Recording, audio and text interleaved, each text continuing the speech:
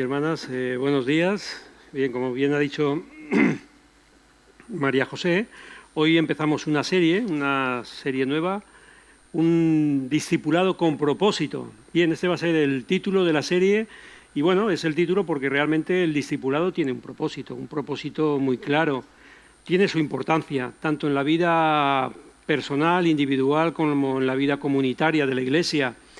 Y os he puesto aquí delante el texto lema de toda la serie, que lo encontramos en Lucas 9:23. Y dice así: si alguno quiere venir en pos de mí, niéguese a sí mismo, tome su cruz cada día y sígame. La versión de la palabra dice: si alguno quiere ser mi discípulo, es lo mismo, si alguno quiere venir en pos de mí, si alguno quiere ser mi discípulo, y sigue diciendo la traducción de la palabra, deberá olvidarse de sí mismo. Deberá olvidarse de sí mismo, cargar con su cruz cada día y seguirme. Yo creo que este versículo es de lo que más nos piden en la palabra. O sea, es muy exigente. Nos pide cosas... Mirad, imaginaos por un momento que nos invitan a 3 actos. Nos invitan a 3 actos. Uno es un concierto de nuestro artista cristiano favorito, Evan Kraft, Quique Pavón, los más mayores Steve Green, no sé. O sea, imaginaos, el artista que os gusta. Nos invitan al concierto. Y luego nos invitan a dos eventos más, pero es en el mismo día y en la misma hora. Así que tenemos que elegir. Hay que elegir. Uno es el concierto, otro es una ponencia de un predicador espectacular que habla sobre la profecía, o sea, los últimos tiempos. Algo que nos gusta. Y por último, hay una conferencia de instrucción acerca del discipulado. Los 3 coinciden en la misma hora, en el mismo día. ¿Cuál vamos a elegir? ¿Cuál elegiríamos? Yo también. Elijo un concierto. En segundo lugar, el predicador de la profecía, que me gusta también, que tengo curiosidad por saber. El otro, no puedo ir, el otro es complicado. Tome su cruz cada día y sígame. Negarse a sí mismo. Las exigencias del discipulado, eso son otro cantar. Eso ya no nos gusta tanto. Hemos tenido que hacer una serie que es más atractiva, Ramón. Esta serie no nos gusta. Lo que nos dice no nos va. Pero qué importante es, queridos. Qué importancia tan grande tiene el discipulado, como digo, para la vida personal y para la vida en comunidad. Bien. Lo que vamos a ver en esta mañana, este es el título de nuestra reflexión de esta mañana y es una respuesta inicial. Nosotros tenemos que dar respuesta a lo que nos propone este versículo. Negarse a sí mismo, tomar su cruz, seguir a Jesús. Tenemos que dar una respuesta y no basta con un sí, o sea, no basta con una afirmación teórica. No, tiene que ser algo mucho más profundo, algo que vaya mucho más allá, algo que comprometa, tal como dice el versículo, ¿no? Y es lo que vamos a ver en esta mañana. Vamos a ver cuál es la primera respuesta. Si queremos de verdad, claro, ser discípulos de Jesús, vamos a ver qué respuesta tenemos que dar al Señor, si de verdad queremos ser sus discípulos. Uy, ya estamos. Ya lo toco yo, ¿no? Vale. Solo lo toco yo, ¿no? Vale, está complicado el tema. Bueno, pues vamos a dar estas 8 sesiones en esta serie. La primera es una respuesta al llamado inicial de Dios, que es la introducción de hoy. Una vida de dedicación a la oración y la palabra, una separación de los estándares del mundo, autodisciplina, un deseo de comunión y motivación, un corazón de amor y servicio, pasión por el evangelismo y, por último, concluiremos con un discipulado con propósito. Como veis, esto no es... estoy hablando de la vida de Jesús. O sea, todo esto son características del Señor Jesús. Es su forma de vida, es la esencia de su vida. Y son a la vez los rasgos del discípulo, porque si queremos seguir a Jesús, la vida de Jesús nos tiene que empapar a nosotros, de tal forma que los rasgos de Jesús sean también los nuestros. Las características del Señor Jesús sean también las que mostremos cada día, diariamente. Y lo hemos dividido en estas 8 sesiones. Y sobre esto vamos a ver pues toda la serie, ¿no? Así que fijaos si es importante el discipulado, porque el verdadero crecimiento, el verdadero desarrollo, lo conseguimos gracias al discipulado, gracias a seguir a Jesús, porque estas son todo muestras y señas de identidad del verdadero cristiano. Ahora, ¿por qué es importante? Vamos a responder básicamente a estas 3 preguntas en esta mañana. La importancia del discipulado, de quién es la idea y cómo funciona. ¿Por qué es importante, en primer lugar, el discipulado? Pues es importante, primeramente, por lo que ya hemos dicho, porque es un llamado de Dios. En el texto de Lucas 9:23 vemos que se nos invita, se nos llama a seguir al Señor Jesús. En la Gran Comisión se nos llama también a ser discípulos de Jesús. Hay innumerables textos que lo tenemos como un llamamiento y un mandamiento por parte del Señor. Algunos van a ser llamados para ponerse aquí delante y predicar, otros van a ser llamados para dirigir la alabanza o cantar, otros para llevar la escuela bíblica, para presidir, para enseñar a otros grupos más grandes, lo que el Señor quiera, para servir en cualquier sitio, da igual. Todos los ministerios, todos los servicios que nos da el Señor son igual de honrosos, no hay ni más ni menos. Cada uno será llamado para una cosa, pero todos, absolutamente todos, sin excepción ninguna, todos somos llamados a discipularnos y a hacer discípulos. Y cuando digo hacer discípulos no me refiero a que tenemos que dar clases de teología, porque como vamos a ver, hacer discípulos se transmite con la propia vida, con la enseñanza propia del andar diario. Todos estamos llamados a eso, a discipularnos y a hacer discípulos. En segundo lugar, es importante porque es el plan eterno de Dios para nosotros. Si analizamos este texto de Romanos 8:29, dice que los predestinó, se refiere a nosotros, a los creyentes, nos predestinó para que fueran hechos conforme a la imagen de su Hijo. Ese es el plan eterno de Dios para nosotros. Y el análisis de este texto nos lleva rápidamente al pasaje que encontramos en Génesis 1:26, cuando nos dice, hagamos al hombre a nuestra imagen, conforme a nuestra semejanza. Justamente el hombre, aprovechando que era imagen de Dios, aprovechando del principio creacional del libre albedrío, rompe la imagen con Dios. Aprovechando que era su misma imagen, que puede decidir, rompe con esa imagen de Dios, quiebra esa relación con Dios. Y evidentemente la obra del Señor lo que quiere hacer, ¿qué es? Restaurar todo lo que se ha roto, todo lo que se ha perdido. Por eso el apóstol Pablo nos dice, nos menciona esta realidad con este texto que sí que es verdad que marca un poco, es un texto un poco escatológico porque marca la consumación de los tiempos, es decir, lo que nosotros seremos cuando el Señor venga en los últimos tiempos. Seremos conformados de una forma completa a la imagen de Cristo. Pero ahora esa transformación está vigente, está en marcha, porque es lo que consiguió Cristo por nosotros en la cruz, muriendo en la cruz. La regeneración, ¿os acordáis? Hay un nuevo nacimiento en cada uno de nosotros. Somos nuevas vidas, somos nuevas criaturas, como dice 2 Corintios 5:17. Somos nuevas criaturas en Cristo. Y el Espíritu Santo está trabajando en nosotros para llegar a ser imagen de Dios. En un futuro se consumará, pero ahora ya estoy viviendo eso. Por eso el texto de 2 Corintios 3:18 nos dice, y todos nosotros mirando a cara descubierta en un espejo la gloria del Señor, somos transformados de gloria en gloria a su misma imagen por el Espíritu del Señor. Es decir, hay un proceso en nosotros en el que el Espíritu Santo está trabajando para que cumplamos con el plan eterno de Dios,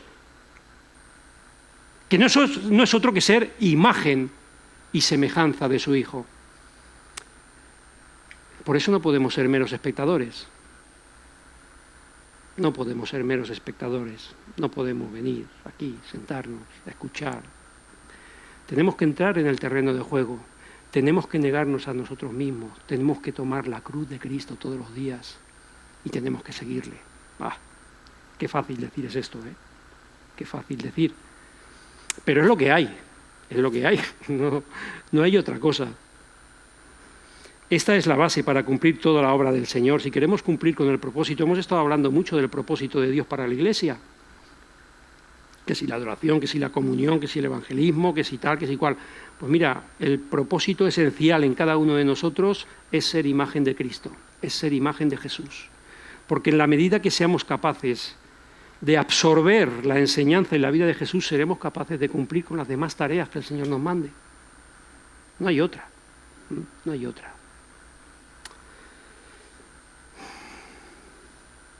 ¿De quién fue la idea?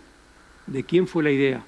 Bueno, pues hay muchas asociaciones, muchas instituciones que se encargan del tema del discipulado. Nosotros mismos como Iglesia durante muchos años hemos visto la importancia que tiene el discipulado y hemos invertido mucho tiempo, mucho esfuerzo en esto y sabemos que es vital para el crecimiento de la Iglesia el discipulado. Pero de nadie es la idea, sino solamente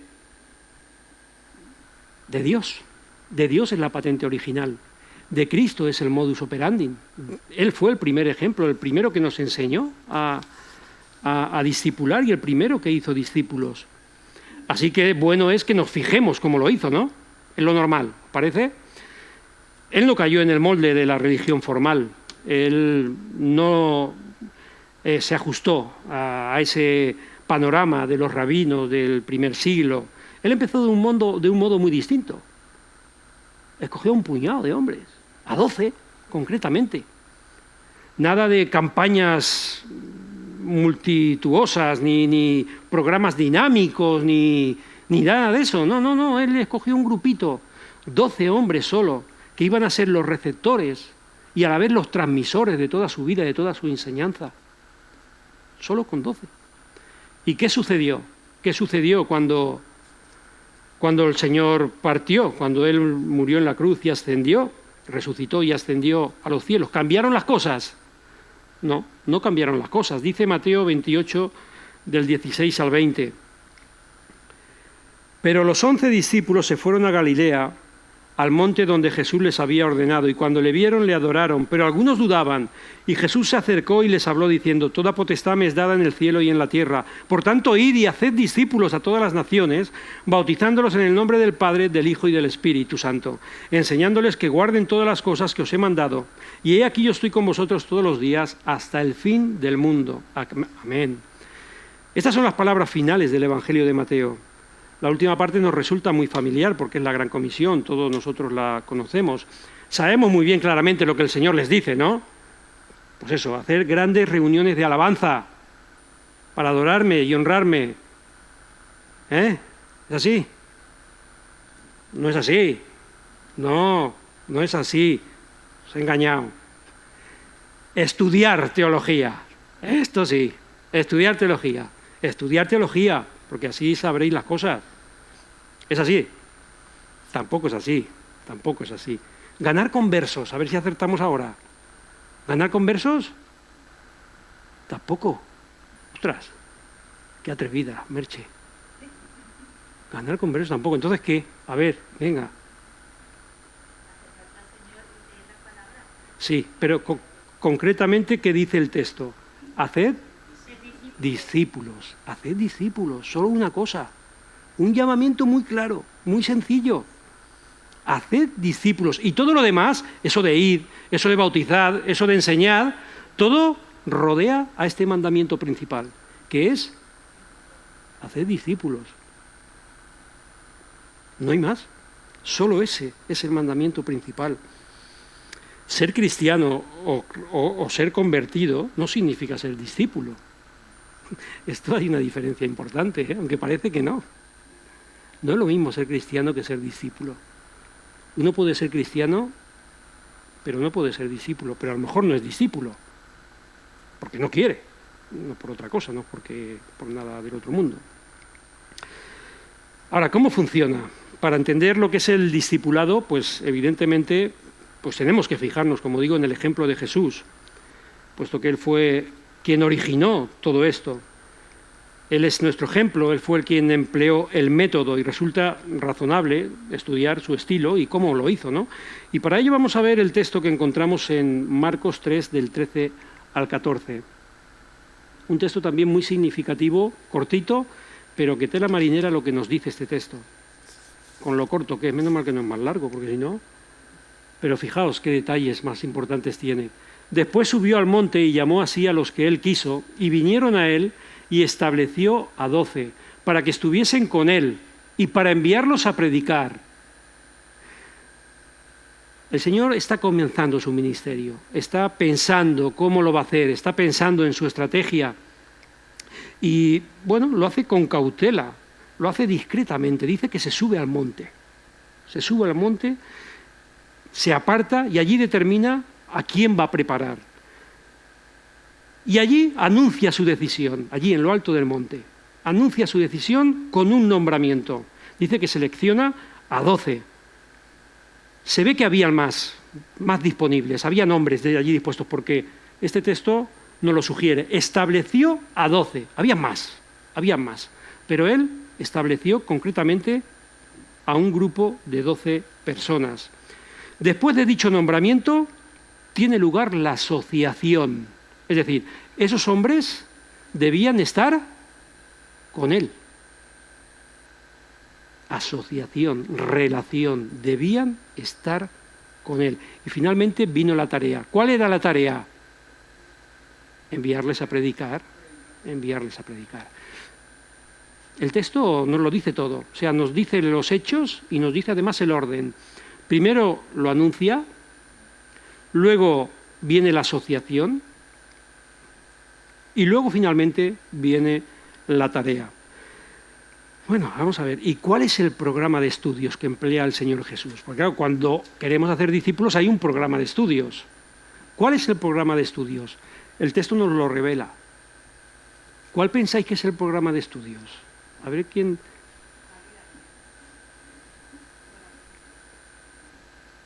Pues sí, eso es. El estar con Él. Esos hombres tenían que estar con Él. Esa es la clave. Y ese es el método de estudio. El estar con Jesús. Y así lo hicieron 3 años enteros, estando con Jesús, durmiendo, comiendo, caminando. Aquellos hombres absorbieron todas sus ideas, observaron, le preguntaron, captaron su visión, una relación íntima con él 24 horas al día. Por la noche dormían todos allí apiñados, allí como podían, o bien al raso del cielo, o bien en un cuarto, o bien... no se iba cada uno a su habitación, no, dormían todos allí. Si a mediodía habían comido garbanzos o alubia, pues por la noche, pues ya está. Pues es que es así. Ahí estaban, todos juntos, 24 horas durante 3 años. Una intimidad, una relación profunda con el Señor Jesús. Que eso era lo que Él quería. ¿Vemos en la Biblia en algún momento que se les enseña a tomar apuntes a los discípulos?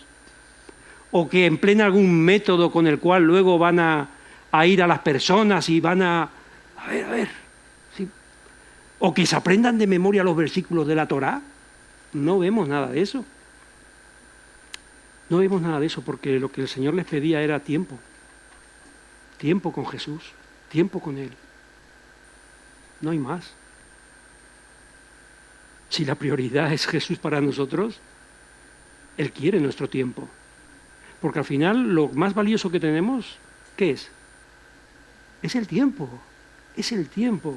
La vida, si dura 70, 80, 90 años, ¿qué es la vida? Tiempo. Tiempo. Lo más valioso que podemos dar a otra persona es nuestro tiempo. Con mi mujer le puedo dar palabras bonitas, le puedo hacer buenos regalos, se los hago también. Pero lo que ella necesita de mí, yo necesito de ella, es tiempo. Tiempo. Esa es la que marca la calidad de una relación, la profundidad y la intensidad de una relación. el tiempo que estamos dispuestos a dedicar. Y eso es lo que les pedía el Señor Jesús a sus discípulos. Tiempo, tiempo y tiempo. Eso es lo que quiere decir Marcos cuando dice, estaban con Él. Ellos estaban absorbiendo la vida de Jesús. Estaban asociados con Jesús. Y vaya tela lo que consiguieron estos hombres. Dice Hechos 17 que trastornaron el mundo. Tela. Trastornaron el mundo, lo pusieron patas arriba. Pero claro, esto el Señor lo tenía muy fácil. Lo tenía fácil. Porque eran unos genios, estos hombres. Eran unos genios, eran gente instruida, gente creativa, gente brillante. Cualquiera lo hubiera hecho. Es como entrenar el Madrid o el Barcelona. Cualquiera los entrena con los jugadores que tiene. ¿Eran estos hombres genios? ¿Eran instruidos? ¿Eran creativos? No, queridos, ninguno de ellos. Ellos pertenecían a la clase más baja de sus días. No pertenecían a ningún sacerdocio levítico, ni a ninguna sinagoga. En su mayoría eran trabajadores normales, corrientes, con los estudios no, con los conocimientos básicos de su oficio. Se acabó. No estaban en posesión ni de títulos, ni de artes, ni de filosofías de su tiempo, ni nada que se le pareciera. La educación formal que recibieron pues es la que se repartía en la sinagoga, pues como cualquier ciudadano, ni más ni menos. Y casi todos fueron criados en la región de Galilea, que era la región más pobre del país. Solo uno pertenecía a una región más noble, que fue Judas Iscariote, que luego no salió rana. Pero los demás no. Gente muy humilde, gente trabajadora, gente sin estudios, gente del vulgo, sin letras, como dice el texto de Hechos 4.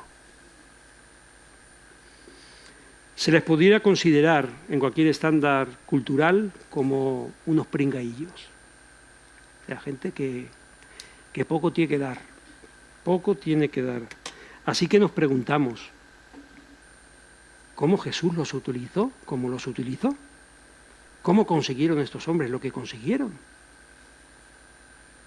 Pero es que encima de todo eso eran enfadicas. Eran hombres impulsivos, eran hombres temperamentales, eso lo vemos en muchos textos y muchos otros que no nos fijamos. ¿Os acordáis de la discusión por quién sería el mayor? ¿Os acordáis cuando no dejaban que los niños se acercaran al Señor Jesús? Y muchos otros textos en los que el Señor les tiene que reprender, porque era gente temperamental, gente impulsiva, gente que tenía los prejuicios típicos de una sociedad pues baja, de una cultura social, un ambiente social y cultural pues bajo. Estos eran los hombres que estuvieron con Jesús, hombres que jamás creíamos que serían capaces de alcanzar al mundo, como lo alcanzaron, ¿no? Yo desde luego no los hubiera cogido como socios para ningún negocio. O sea, habiéndolo visto, no los hubiera cogido como socios, evidentemente. Pero claro,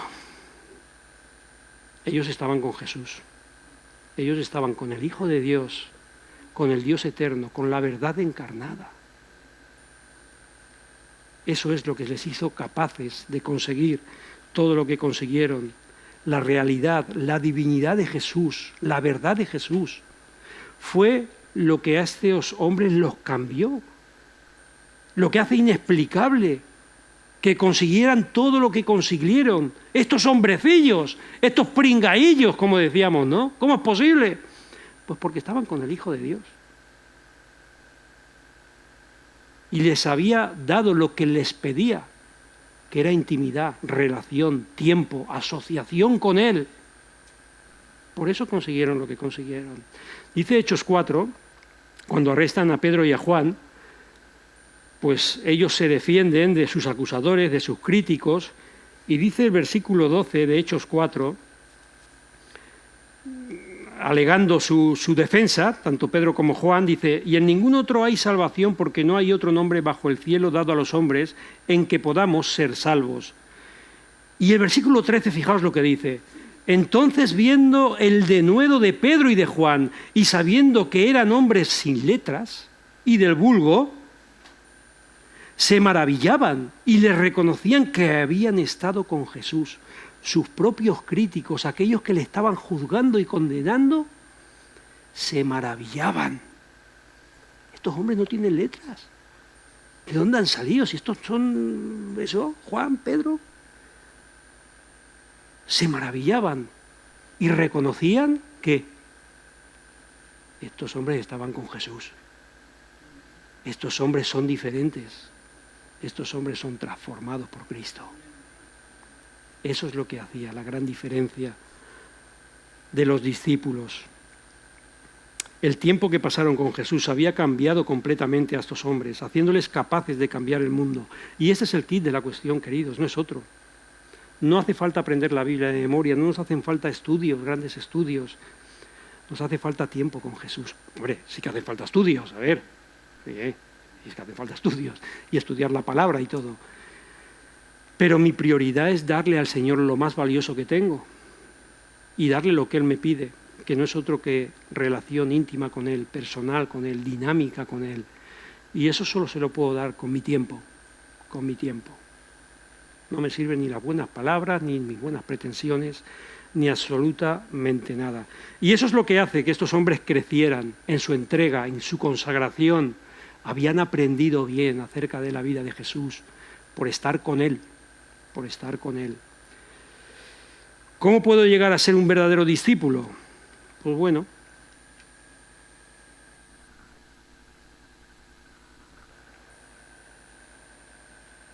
mi respuesta inicial cuando quiero ser discípulo de Jesús solo puede ser una: tiempo y tiempo con Jesús, intimidad, asociación con Él, relación con Él. Si digo que es mi prioridad en mi vida, es normal que le dedique mi tiempo, porque es lo más valioso que tengo. Si decimos que Jesús ha muerto por nosotros en la cruz, que le ha dado todo por nosotros, derramando su sangre, es normal que le demos nuestro tiempo. ¿En qué medida le estamos dando nuestro tiempo? ¿En qué medida está siendo nuestra prioridad el Señor Jesús? Pues bueno, pues en esta serie vamos a ver cómo el tiempo, en primer lugar, nuestro tiempo y nuestra dedicación y nuestra relación con Él, pues va a ir fomentando que todos esos rasgos de la vida del Señor Jesús sean también manifiestos en nuestra vida y podamos ser discípulos de verdad y podamos ser conformados, como decíamos al principio, a la imagen y a la semejanza de Dios. Pero esto lo iremos viendo a lo largo de la serie. ¿Ok?